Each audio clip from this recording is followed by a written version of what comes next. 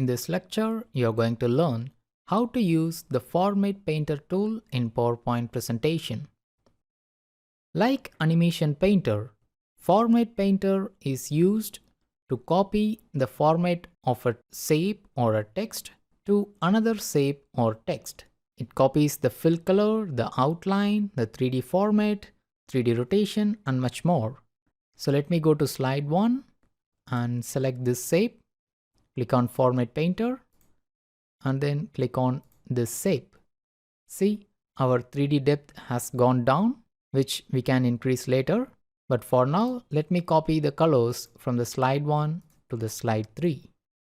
Selecting the fourth shape, go to Format Painter and then click on the fourth shape. Now let me expand the Drawing Tools Format tab and the Shape Styles, which opens the format shape. I can go to Shape Effects and then 3D Format, and then I can increase the 3D depth again.